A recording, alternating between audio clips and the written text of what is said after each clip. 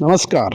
अखिल भारतीय अति पिछड़ा कर्पूरी एकता मंच के द्वारा शहीद बुद्धो नोनिया एवं शहीद भीमा मल्लाह दिवस 25/12/2024 बगीचा रेस्टोरेंट में मनाया गया, जिसके मुख्य अतिथि प्रोफेसर रामबली चंद्रवंशी रहे। कार्यक्रम की शुरुआत दीप प्रज्वलित कर किया गया। चंपारण की धरती पूरे देश में प्रसिद्ध है। यहाँ से गांधी का उपाधि मिला, नहीं तो उस समय तो मोहनदास करमचंद थे। इसलिए मैं यहाँ आया था कि आज यह ऐतिहासिक दिन हुआ कि इतिहास लिखने वाले लोगों ने वंचित समाज के लोगों के साथ कहीं न कहीं नाइंसाफ़ी की है। आज भीमा जी का या बुद्धू नोनिया जी का, ये ऐसे ऐसे कितने गुमनाम लोग हैं आज भी इतिहास के पन्नों में दबे हुए हैं। उनको इतिहासकारों ने उनको सामने नहीं लाया, कहीं न कहीं उनके साथ नाइंसाफ़ी हुआ। तो ऐसे लोगों को अगर आज हम शहादत दिवस मना रहे हैं तो निश्चित रूप से यह चंपारण के लोग और इसके आयोजक खास करके रविंद्र बौद्ध जी, गोरख बाबू और वगैरह वगैरह जो उनके टीम में रामू जी थे, उनको और किशोर जी, सब लोगों को मैं धन्यवाद देता हूं बिन साहब को कि ऐसा कार्यक्रम करके उन्होंने स्वागत जो कदम उठाया है। आज है चुनावी वर्ष है, 2025 चुनाव का दस्तक दे रहा है। कल आपके यहाँ मुख्यमंत्री जी आए थे और मोतिहारी में भी कल थे। मोतिहारी का न्यूज़, सबसे बड़ा न्यूज़ मैंने अखबार के पन्नों में आज देखा कि लालू प्रसाद यादव ने कर्पूरी ठाकुर के आरक्षण को ख़त्म करने की कोशिश कर रहे थे, इसलिए मैं लालू प्रसाद से अलग हो गया। यह बात कहने का मतलब क्या था कि अति पिछड़ा अब आगामी राजनीति का केंद्र बिंदु बनेगा, और केंद्र बिंदु भी क्यों न बने, इसलिए कि आबादी तो थी ही, लेकिन आबादी ढका हुआ था। आज राज्य सरकार ने जो सर्वेक्षण किया है जाति आंकड़े, उसमें सबसे बड़ा वर्ग आज अति पिछड़ा वर्ग उभर के आया है 38% आबादी के साथ, और लोग अब धीरे धीरे जागरूक भी हो रहे हैं। तो अब अति पिछड़ों की स्थिति ऐसी हो गई है कि जिधर अति पिछड़ा वर्ग का झुकाव होगा उधर ही सरकार बनेगी, और जिससे नाराज होंगे उनकी सरकार को बर्खास्तगी कर दी जाएगी। आज नीतीश कुमार का और लालू जी का प्रति अति पिछड़ों में यही संदेश है कि यह दो नेताओं ने पिछड़ों की बात कह करके अति पिछड़ों के साथ छल किया है। आज सबसे अगर अधिक मर्माहत है तो अति पिछड़ा समाज के लोग, तो यही लालू और नीतीश जी से। इसलिए तमाम अति पिछड़े दलित भाइयों से मैं आह्वान करता हूं कि इन लोगों का जो कुत्सित राजनीति है उसको समझिए। अमित शाह जी के जो बयान है भारत रत्न अम्बेडकर जी के, क्या कहें? वो बयान निश्चित रूप से खेदजनक है। जिस वकील नहीं है, अम्बेडकर साहब के अनुयायी करोड़ों में भारत के अंदर है। अगर करोड़ों लोगों की आत्मा अगर ठेस पहुंचेगी तो फिर भाजपा और आरएसएस जो है मटिया मेट हो जाएगा। आपकी लड़ाई ये तलवारों और लाठियों से नहीं होगी, आपकी लड़ाई वोट से होगी, वोट से।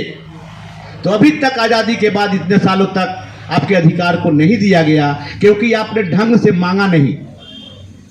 ये मत सोचिए कि आजादी के 75 साल तक हमें अधिकारों से वंचित क्यों रखा गया। इसलिए रखा गया कि आपने अपने मांग की आवाज को नहीं उठाई।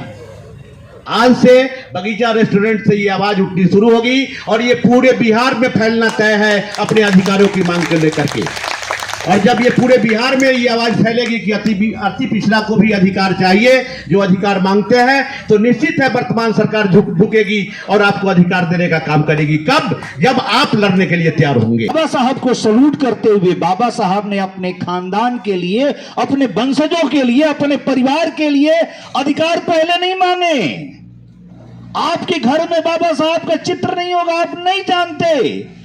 उस महामानव ने इस देश की माटी से जुड़े हुए, इस देश के माटी के लालों के लिए, इस देश की धरती से जुड़े हुए धरती पुत्रों के लिए पहली मांग की है।